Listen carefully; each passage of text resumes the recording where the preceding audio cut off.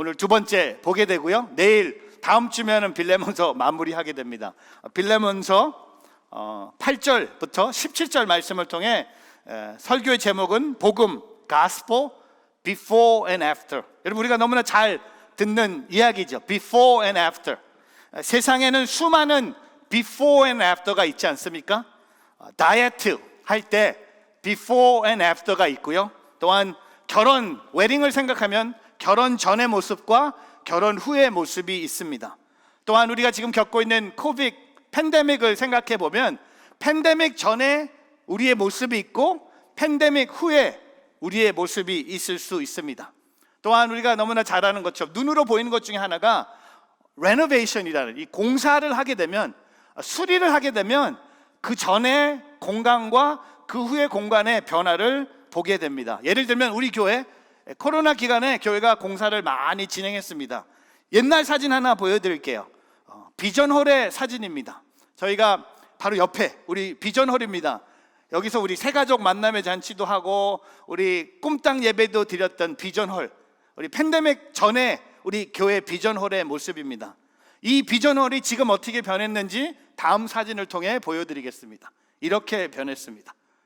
지금 우리가 수요 성령 집회를 드리고 있고, 지금 파워웨이브가 예배를 드리고 있고, 12시면 영어 예배가 예배를 드리고 있고, 주중에 우리 교회에서 제일 핫한 공간입니다. 촬영하기 제일 좋은 공간입니다. 저는 저와 여러분의 돌잔치가 여기 많이 있었으면 좋겠다는 꿈도 꾸고 있는데, 또한 이 본당, 지금 우리가 예배 드리는 이 본당의 공사하기 전의 모습입니다. 기억하시죠? 여기 막 벽돌도 있었고 막 지성소도 있었고 막 창문도 있었는데, 오늘 다음 사진을 보시면 이 코로나 팬데믹 기간에 우리가 공사를 많이 했어요. 이것도 지난주 사진인데, 지난주와 지금의 차이는 뭡니까? 카페트가 또 생겼다는 거죠. Before and After가 확실히 있어요. 그런 것처럼, 그러나 우리의 삶 속에 가장 놀라운 Before and After의 사건이 있다면 바로 복음이라고 저는 생각해 봅니다.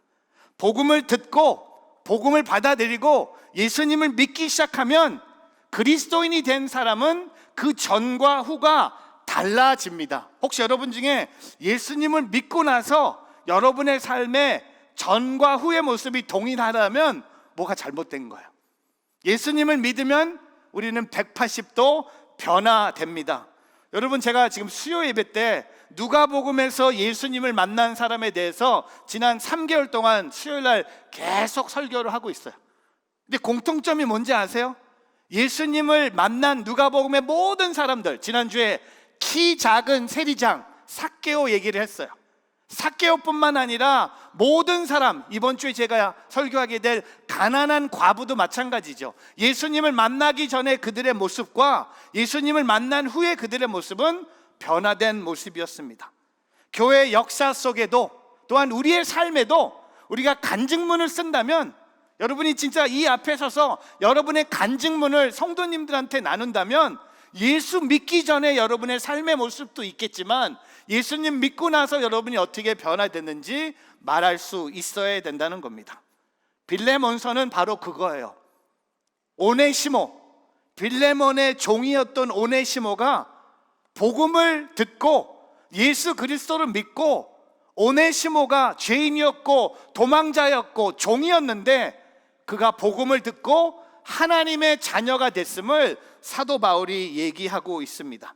제가 빌레몬서를 사진으로 준비했는데요, 빌레몬서는 이렇게 심플하게 정리할 수 있어요. 여러분, 신약에 4권의 책이 한 장으로 끝납니다. 요한 2서, 요한 3서, 유다서, 그 다음에 빌레몬서예요. 지난주에 저는 빌레몬서 1장 1절부터 7절을 통해 사도 바울이 빌레몬을 칭찬하고 있는 것을 보게 됩니다. 그리고 오늘 말씀을 통해 사도 바울은 칭찬한 후에 빌레몬에게 그의 종이었던, 죄인이었던 오네시모를 용서하고 그를 잘 받아주기를 부탁하고 있습니다. 저는 저와 여러분이 오늘 이 빌레몬서를 통해서 오늘 왜 사도 바울이 빌레몬에게 오네시모를 부탁하면서 용서하도록 간구하는지, 왜냐하면 복음을 경험한 사람에게 변화가 있는 것처럼 복음을 받아들인 우리도 변화된 삶을 살아야 된다는 겁니다. 그래서 저는 오늘 이 말씀의 주제를 이렇게 잡아봤어요. 하나님께서는 우리 안에 복음을 통해서 놀라운 변화를 일으키신다는 겁니다. 그 복음, 예수 그리스도를 믿는 그 순간부터 우리의 삶 속에 하나님이 놀라운 변화를 지금도 일으키고 계시다는 겁니다. 그래서 오늘 저는 이 복음의 before and after를 생각하면서 여러분께 세 가지 질문을 제가 던져봅니다. 첫 번째 질문은, 사랑의 하나님을 경험했습니까? Have you experienced God of love? 저 따라해 보세요. 사랑의 하나님을 경험했습니까? 사랑의 하나님을 경험했습니까? 여러분, 오늘 빌레몬서 1장 8절부터 10절 같이 한번 우리 성경책 보시면서 같이 한번 읽어보겠습니다. 같이 있습니다.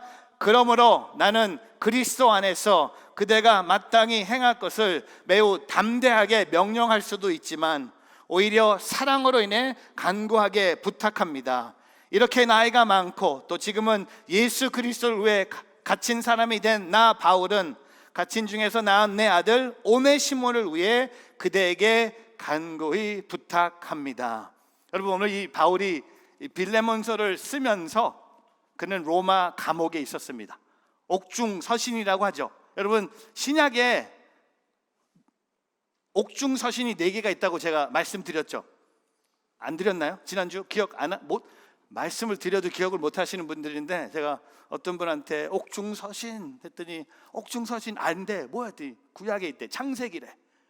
어떻게 옥중서신, 사도 바울의 창세기가 감옥에 가서 창을 세서 창세기래. 그런 개그 하지 말라고.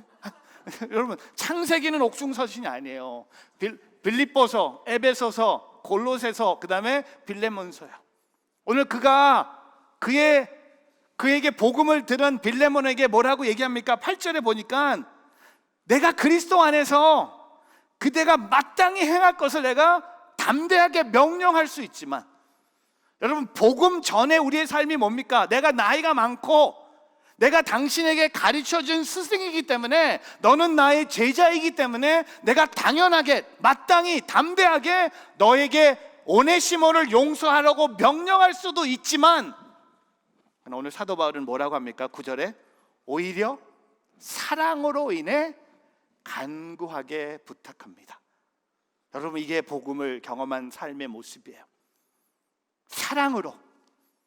사랑을 경험했기 때문에 그 사랑이 내 삶에 남아 있어서 나는 다른 사람에게 내가 마땅히 담대하게 명령할 수 있는 나이고, 내가 그의 스승이지만, 내가 그에게 복음을 가르쳐준 사람이지만, 나는 그대에게 사랑으로 인해 간구하게 부탁합니다. 명령이란 단어보다 사랑이란 단어로 오늘 복음이 우리의 삶을 변화시켰다는 겁니다. 근데 여러분, 우리의 문제는 뭔지 아세요? 복음을 경험하고 나도 우리는 아직도 명령하는 언어들이 너무 세. 우리는 아직도 계속 명령해요. 아직도 담대하게, 우리의 나이가 많고 나의 포지션이 어느 정도 있다고 해서 우리는 아무에게나 담대하게 우리가 원하는 것을 편하게 말하고 있다는 겁니다. 오늘 저와 여러분이요, 저도 포함돼서 모든 사람에게 사랑으로 다가가기를 주님의 이름으로 축복합니다. 하나님은 사랑이십니다. 복음은 사랑입니다. 복음은 명령이 아니에요. 여러분, 율법을 따라가서 복음을 우리가 깨달은 게 아니라, 복음이 뭡니까? 하나님의 사랑이 나를 찾아오신 것이에요. 하지만 바울은 명령이 아닌 사랑으로 오늘 빌레몬에게 부탁합니다. 복음은 율법으로 우리를 변화시킨 것이 아니라, 여러분, 복음은요, 우리를 사랑으로 변화시킨 거예요. 제가 프랑스의 신학자 한 명을 소개합니다. 피에르 알베 라디나는 프랑스의 12세기의 신학자였습니다. 가장 예리한 사상가, 담대한 신학자로 평가받던 인물이었습니다. 근데 그가 이런 말을 남깁니다. 십자가에서 보여주신 하나님의 사랑이, 하나님에게서 떠난 인간이 다시 하나님께로 이끌어 온다는 것입니다. 다시 읽어드릴게요. 십자가에서 보여주신 하나님의 사랑이, 하나님께서 떠나 인간이 다시 하나님께로 이끌어 온다는 것입니다. 여러분, 오늘 저와 여러분을 십자가로 인도한 것은요, 하나님의 명령이 아니었어요. 하나님의 사랑이었다는 겁니다. 하나님은 우리를 사랑으로 변화시키신다는 사실입니다. 누가복음 15장의 그 탕자의 비유도 그의 아버지가 그런 분이 아닙니까? 집을 떠난 아들을 기다리고 있었던 그 아버지, 돌아온 아들을 보고 아버지는 책망하지 않았어요. 그 아들에게 뭐 하라고 명령하지 않았어요. 아버지는 아무 말 없이 돌아온 그 아들에게 사랑으로 다가갔다는 겁니다. 바울은 사랑의 하나님이 본인이 경험했고, 오늘 그 사랑을 근거로 오늘 빌레몬에게 오네시모를 사랑으로 대접하라고 권면하고 있습니다. 사랑하는 성도 여러분, 오늘 저와 여러분의 사랑이 식어가고 있는 것 같아요. 코로나 팬데믹 기간에 가정의 사랑이 너무나 차가워지고 있는 것 같아요. 또한 우리의 신앙도 차가워지고 있는 것 같아요. 불평과 원망, 어제 출애굽기 17장에 이스라엘 백성들이 물이 없다고 모세에게 원망하고 불평하고 대드는 이유가 뭡니까? 그들은 하나님의 사랑을 잃은 거예요. 그날 물이 없었을 뿐입니까? 그 전에 하나님은 그들에게 낮에는 구름 기둥으로, 밤에는 불 기둥으로, 또한 매일 만나와 메추라기로, 또한 홍해를 갈라쓰고, 그리고 출애굽기 15장에 쓴물을 단물로 바꿔주신 하나님이 계셨는데, 그것을 잊고 어제 출애굽기 17장에 물이 없는 곳에 진을 치니까 모세를 찾아와서 대드는 거예요. 물 줘! 물 주세요!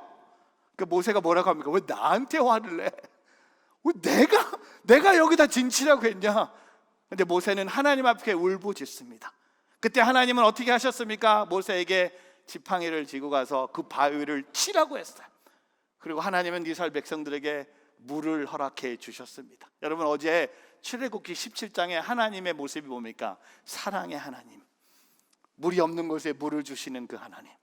저는요, 저와 여러분 삶 속에 하나님의 사랑을 경험한 우리의 삶 속에 여러분이 있는 곳에 사랑의 물이 넘치기를 주님의 이름으로 축복합니다. 노력하기를 바랍니다. 자녀들에게 사랑으로 다가가세요. 여러분, 자녀들 공부 안 하는 거 보고 공부해! 학원 가! 누구 닮아서 이래? 그럼 누구 닮았겠어요? 누구 닮았겠어요? 그냥 놀게 해주세요.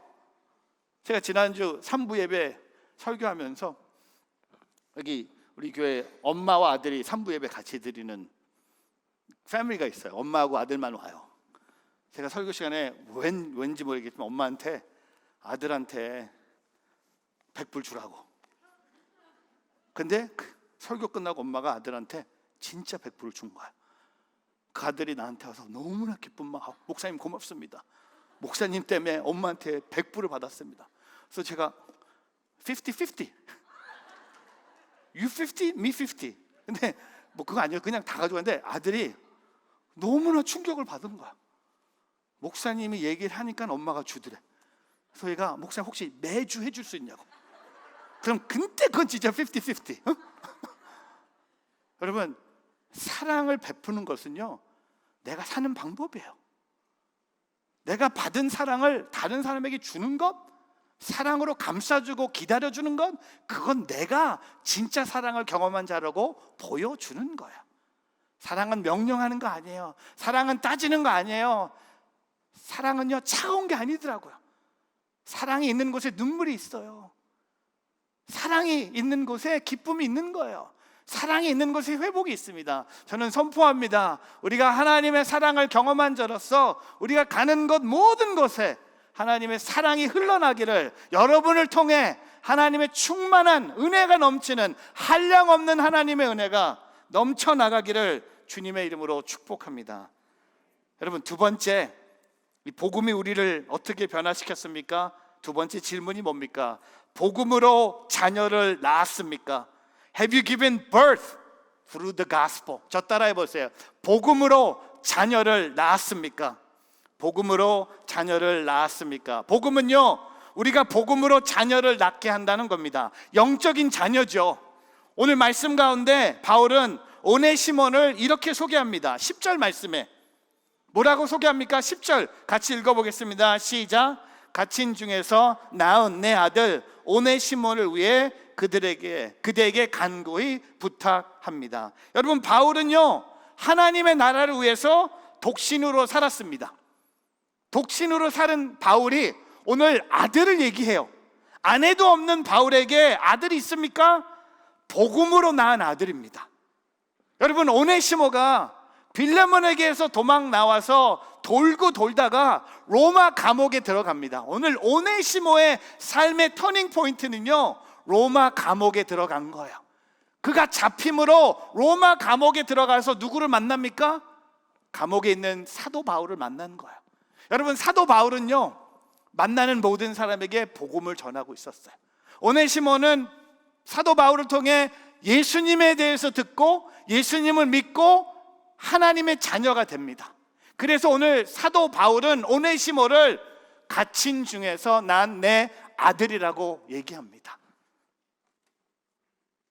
오네시모는 빌레몬의 집의 노예였습니다. 감옥에 가기 전에 빌레몬의 노예였습니다. 그런데 어떤 이유인지는 모르지만 오네시모가 주인에게서 도망칩니다. 로마 시대의 노예의 주인은 바로 주인입니다. 노예의 재산, 모든 법, 도망간 노예를 잡으면요 죽일 수도 있는 것이 로마의 법이었어요. 그런데 도망친 오네시모가 감옥에 가서 사도 바울을 통해 예수님을 만나서 하나님의 자녀가 됩니다. 여러분, 오네시모가 그 복음을 받아들이고 그리스도인이 됩니다. 그것을 보여주는 성경 말씀이 있어요. 골로새서 4장 9절입니다. 뭐라고 고백합니까? 읽어보겠습니다. 신실하고 사랑받은 형제인 오네시모도 함께 보냅니다. 오네시모는 여러분에게서 온 사람입니다. 그들이 이곳 사정을 여러분에게 자세히 알려드릴 것입니다. 여러분, 바울이요 골로새 교회에 편지를 쓰면서 누구를 같이 보냅니까? 오네시모를 같이 보냅니다. 근데 골로새가 어딘지 아세요? 바로 빌레몬이 사는 곳이에요. 오네시모가 도망온 곳이 바로 골로새예요. 근데 바울이 써진 빌레몬서를 갖고 빌레몬에게 전달하는 역할을 누가 합니까? 오네시모가 하는 거예요. 생명을 걸고 주인을 찾아가는 거예요. 근데 왜 주인에게 다시 찾아갈 수 있을까요? 복음이 그를 바꾼 거예요. 그래, 내가 이제 그리스도인이 됐기 때문에 복음에 합당한 삶을 살기 위해서 내 죄를 회개하고 빌레몬 주인에게 돌아가서 용서를 구하자. 이게 복음으로 변화된 자의 모습이라는 겁니다. 근데 여러분, 오늘 사도 바울은요 오늘 말씀처럼 본인이 영적으로 낳은 이 아들을 보고 너무나 기쁜 거예요. 근데 바울이 또 합니다. 고린도전서 4장 15절을 보면 그리스도 안에서 여러분에게 10,000명의 선생이 있더라도 정작 아버지는 많지 않습니다. 나는 그리스도 예수 안에서 복음으로 여러분을 낳았습니다. 고린도 교회 성도들에게 내가 여러분을 그리스도 예수 안에서 복음으로 여러분을 나의 자녀로 낳았습니다. 여러분, 복음은요 우리가 복음의 자녀를 낳게 한다는 겁니다. 그래서 모든 그리스도인은요 복음의 자녀를 낳아야 돼요. 제자를 양육해야 됩니다. 결혼해서 아이를 많이 낳는 것이 아닙니다. 내가 복음을 전해서 구원받은 사람이 있어야 한다는 뜻입니다. 제자를 양육하라는 뜻입니다. 제가 우리 교회 1:1 제자 양육을 좀 얘기해 드릴게요.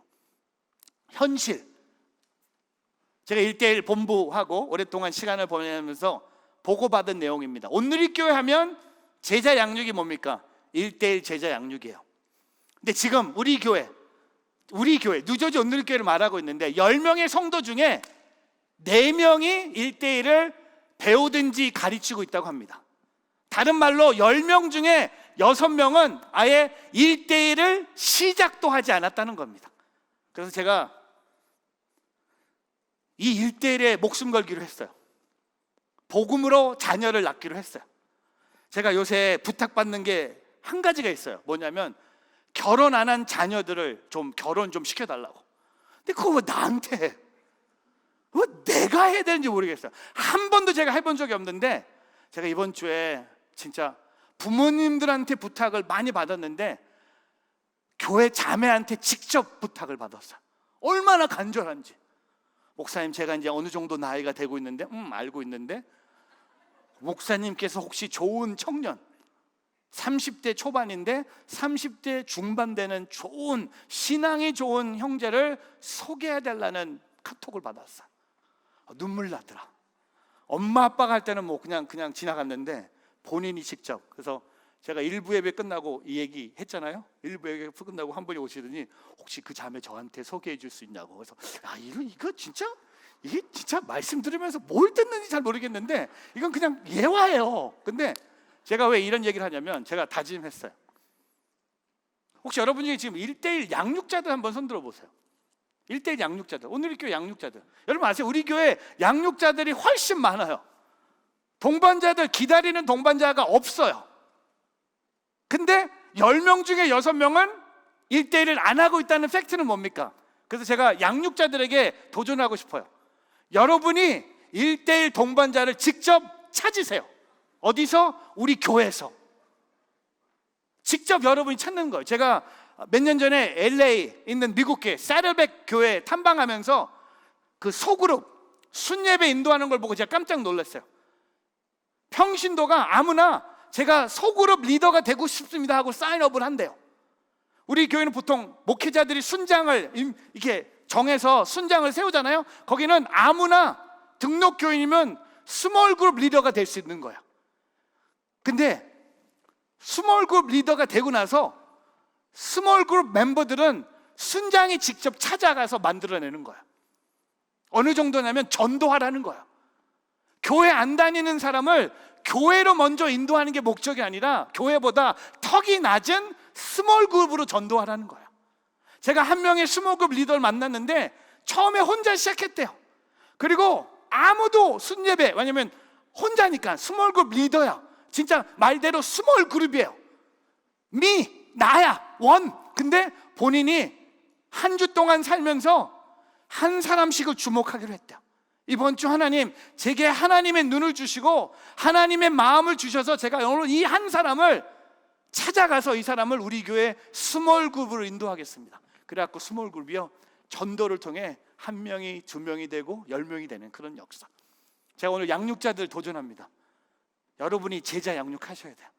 그리고 혹시 여러분 중에 그 10명 중에 6명 온누리교회 다니는데 1:1을 시작 안 하신 분들 잘 오셨어요. 오늘 교회 홈페이지에 가셔서 다음 주에는 아예 안내 데스크도 있을 거예요. 신청하세요. 그리고 저희가 매칭해 드리겠습니다. 복음의 자녀를 낳아야 돼요. 가만히 있으면 안 돼요. 오늘 사도 바울은 빌레몬도, 오네시모도, 고린도 교회 성도를 하나님의 영적 자녀로 계속 낳은 거예요. 오늘 저와 여러분에게도 그런 도전이 있기를 바랍니다. 그래서 오늘 교회 홈페이지에 가면 이게 보이세요. 1:1 제자 양육 신청하기, 거기 클릭하세요. 그럼 저희 1:1 본부가 여러분을 좋은 양육자와 매칭시켜드려서 14주 동안 일주일에 한 번씩, 제가 1:1 본부에게 드린 아이디어는 요새 1:1 할 수 있는 장소가 없대, 코로나 때문에. 그래서 그럼 교회에서 하면 되지. 그래서 아예 교회를 목요일날 저녁에 이 예배당을 1:1 공간으로 오픈하려고요. 그냥 의자하고 테이블 하나만 있으면 되잖아요. 그리고 같이 모여서 딱 8시에 시작, 그리고 9시 반이면 다 끝나는 거야. 괜찮죠? 아니요? 안 올 거예요? 그래도 안 올 거예요? 진짜 여러분, 제가 이제 여러분 만나면 제가 하는 질문은요, 어떠세요? 건강이 어떠세요? 주사 맞았어? 이런 질문 안 할 거예요. 저는 딱 한 가지만 할 거예요. 1:1 어디 했어요? 안 했는데 그럼 나한테 확 잡히는 거예요. 여러분 오늘 조심하세요. 오늘 나한테 잡히면 오늘 1:1 그냥 여러분 클릭하면서 가는 거야. 왜냐하면 제자를 낳는 거야. 평생 1:1 양육으로 내가 제자를 낳는 거야. 저와 여러분 삶 속에 오늘 사도 바울이 복음을 통해 복음의 자녀를 낳는 모습이 있는 것처럼 그런 모습으로 살아가는 우리 모두가 되기를 주님의 이름으로 축복합니다. 세 번째, 복음은요, 우리를, 세 번째 질문이 뭡니까? 하나님 나라의 유익한 사람이 되었습니까? Have you become a useful person in the kingdom of God. 저 따라해 보세요. 하나님 나라에 유익한 사람이 되었습니까? 하나님 나라에 유익한 사람이 되었습니까? 여러분, 복음은요, 우리를 하나님 나라에 무익한 사람에서 유익한 사람으로 변화시킨다는 겁니다. 오늘 사도 바울이 빌레몬서 1장 11절에 이렇게 고백합니다. 같이 한번 읽어볼까요? 전에는 그가 그대에게 무익한 사람이었으나 이제는 그대가 내게 유익한 사람이 되었습니다. 여러분, 전에는, 복음 전하기 전에는 그가 그대에게 무익한 사람이었습니다. 빌레몬에게 오네시모는 무익한 사람이었습니다. 그러나 복음을 통해서 빌레몬은 사도 바울에게 유익한 사람이 됐다고 오늘 사도 바울이 말하고 있습니다. 여러분, 오늘 사도 바울의 표현이 영어로, 무익한 사람이 영어로 뭐죠? useless. 해보세요. useless. 기분 대박이나 무익한 거 useless. 근데 유익한 사람이 영어로 뭡니까? useful. 이게 다른 거예요. useless, useful. 무익한 사람과 유익한 사람. 복음은요, 우리를 그 전에는 무익한 사람이었어요. 복음을 만나기 전에는 나는 진짜 무익한 useless였어요. 근데 복음을 경험한 모든 사람은 유익한 사람이 됐다는 겁니다. useful. 여러분, 이 영어 이 큰 차이 아니잖아요. 미국 살면서 영어 때문에 요거 때문에 힘들지 않으세요? 영어 발음 잘못해갖고 이번 교회 목사님들 중에 이번 주에 큰 에피소드가 있었는데, 제가 그 점심을 먹고 디저트가 먹고 싶어서 그 아이스크림하고 커피 이렇게 들어가는 거 아포카토가 있잖아요. 그 아포카토를 시켜서, 저는 이렇게 시키면 목사님들 같이 먹는 게 너무 좋아서 제가 시켜야 되는데, 제가 한국 누구랑 통화하는 바람에 목사님 보러 가서 시키라고 했는데 제가 5분 있다 들어갔는데, 아니 커피 냄새도 안 나고 아이스크림 냄새도 안 나는 거예요. 근데 들어갔는데 일하는 직원이 아보카도를 계속 긁고 있는 거야. 그래서 제가 좀 눈치가 빠르잖아요. 저는 우리 목사님 발음 실수했구나. 아포카토를 이분이 아보카도로 얘기한 거야. 근데 그 식당에 아보카도 토스트가 있는 거야. 저는 또 이걸 또 이렇게 빨리 커버해야 되잖아요. 수습해야 되잖아요. 그래서 저는 그럼 제가 따로 아이스 커피를 좀 더 시켰어요. 근데 제가 아이스 커피를 시키니까 또 이 목사님 또 센스가 빨라. 이 목사님은 또 오 마이 갓, 목사님, 제가 아포카토라고 했는데 저 사람은 아보카도라고 들었네요. 근데 너무나 재밌는 건, 들어가서 누가 아보카도 토스트는 보통 하나 두 개 시키는데 누가 6개나 시키게 했어요. 오후 1시 반에. 근데 주인이 뒤에 있는 알바한테 Can you make 6? 했더니 알바가 Yes I can 했대요. 그래갖고 이건 완전히 코미디다. 근데 하나의 구불이야. 아보카도, 점심 먹고 와서 아보카도 토스트를 먹는데, 제가 오면서 그래서 웃었어요. 왜? 그럴 수 있는 거야. 발음 잘못해서 실수할 수 있는 거야. 잘못 이해할 수 있는 거야. 또 제가 아는 한 분은 미국에 와서 드라이브 트루 왔는데, 드라이브 트루 와서 이렇게 맥도날드에서 이렇게 막 시켰는데 주문을 안 받더래. 계속 빅맥 넘버 1 막 시켰는데 저쪽에서는 Can I help you? Can I help you? 하는 거야.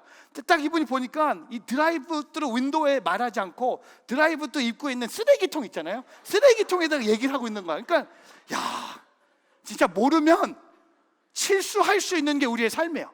저도 뭐 실수가 엄청 나거든요. 저도 뭐 그런 실수 안 하겠어요? 여러분도 그런 실수 안 하겠어요? 근데 중요한 게 뭡니까? 복음은요, 우리가 전에는 무익한 사람이었어요. 아멘 아닙니까?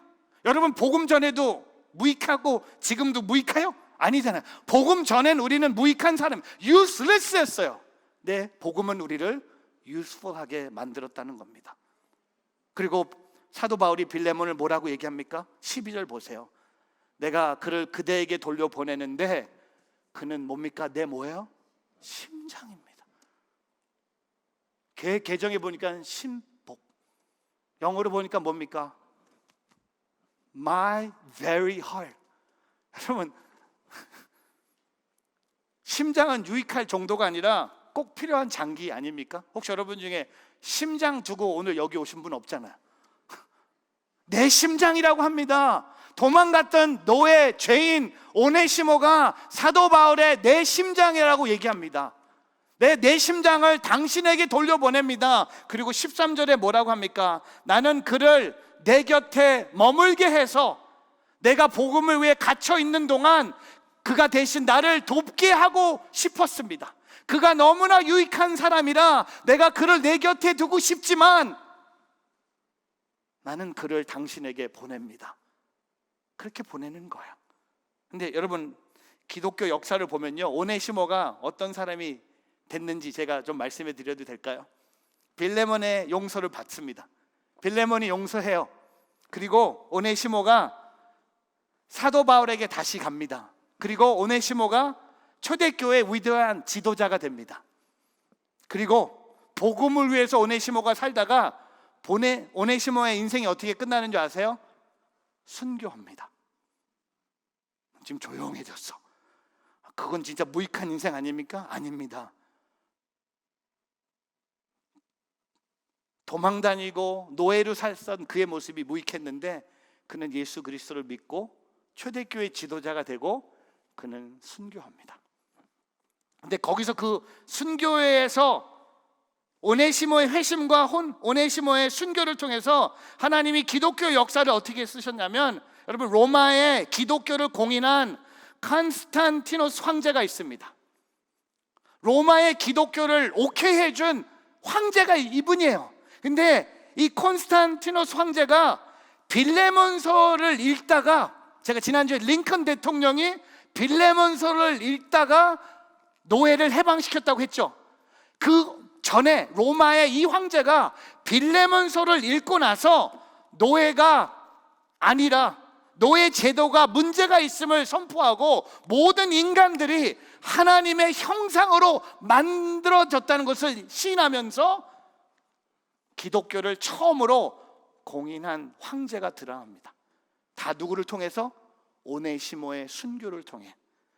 여러분, 오늘 저와 여러분은요, 하나님 나라에 반드시 유익한 사람이 되어야 됩니다. 이 미국 땅의 유익한 사람으로 끝나서는 안 돼요. 여러분의 가정의 유익한 사람으로 끝나서는 안 돼요. 우리는 하나님을 만나기 전에 무익한 사람이었다면 오늘 저와 여러분의 삶이 복음을 통해 하나님 나라의 유익한 사람이 되기를 주님의 이름으로 축복합니다. 말씀을 정리하겠습니다. 저는 이 말씀 정리하면서 복음의 능력이 있음을 선포합니다. 복음은 우리 모두를 하나님의 사랑을 경험하게 했고, 복음은 우리를 하나님의 복음의 자녀로 삼아 주셨고, 복음은 우리를 하나님 나라의 유익한 사람으로 세워 주셨습니다. 그 복음은요, 오네시모만 경험한 것이 아니라, 그 복음은 빌레몬만 경험한 것이 아니라, 그 복음은 사도 바울만 경험한 것이 아니라, 그 복음을요, 저와 여러분이 경험했다는 겁니다. 오늘 그 복음을 인하여 다시 일어서는 오늘 저와 여러분이 되기를 주님의 이름으로 축복합니다.